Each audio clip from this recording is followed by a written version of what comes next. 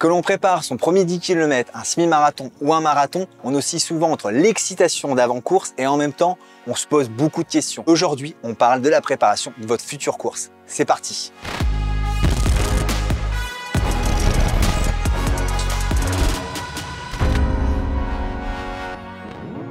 Pour le marathon, afin de valider vos allures, vous pouvez réaliser un semi-marathon test en conditions officielles, donc sur une course. Ça vous permettra de valider ou non les allures que vous allez réaliser le jour J. La semaine avant une compétition, on rentre dans la période de l'affûtage ou en anglais le taping. C'est une période très importante qui permet aussi bien de récupérer physiquement que mentalement. Profitez de cette période pour faire le point sur votre objectif, vous préparez au mieux mentalement à ce qui va arriver et surtout ne tombez pas dans la tentation de vouloir en faire trop. Là maintenant, dans cette période, le job est fait, concentrez-vous sur l'essentiel, c'est-à-dire d'être prêt le jour J. Et vous verrez, vous allez pulvériser votre corps. En ce qui concerne l'alimentation une semaine avant votre compétition, là, on essaie de ne pas mettre en place de nouveautés. C'est-à-dire vous mangez ce dont vous avez l'habitude et vous allez essayer de vous faciliter la digestion. Privilégiez un maximum des aliments facilement digestibles, c'est-à-dire peu de fibres. On essaie de se mettre dans les meilleures conditions possibles en avant-course. Le jour J, on mangera maximum 3 heures avant la course pour permettre la meilleure digestion possible et de ne pas avoir de problème de transit lors de la course.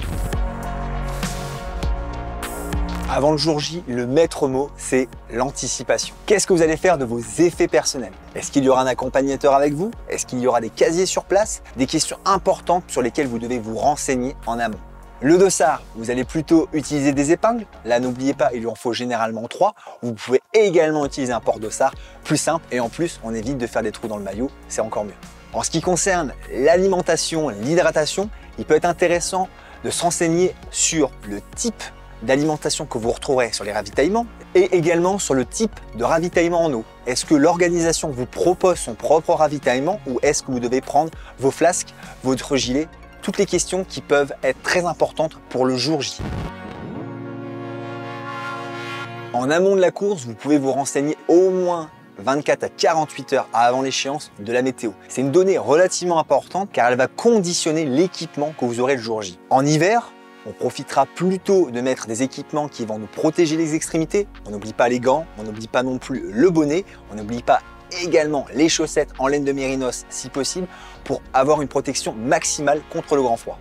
En été, on profitera d'un équipement beaucoup plus léger, une casquette pour protéger la tête, un short, un t-shirt plutôt respirant et la crème solaire pour éviter les coups de soleil.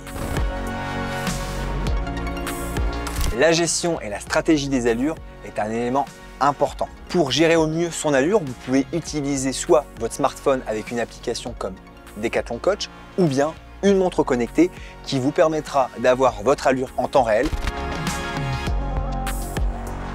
Ma stratégie personnelle en course, c'est d'utiliser le Negative Split. Negative Split, c'est tout simplement courir un peu plus lentement au départ et d'accélérer au fur et à mesure. Ça permet de gérer au mieux les allures, de ne pas partir trop fort et surtout de mieux terminer sa course. Et voilà, à présent, vous avez tout ce qu'il faut pour préparer au mieux votre prochaine échéance. Si vous voulez davantage d'informations et d'astuces, vous pouvez aller sur le site Conseil Sport. D'ici là, portez-vous bien et surtout entraînez-vous bien. À bientôt.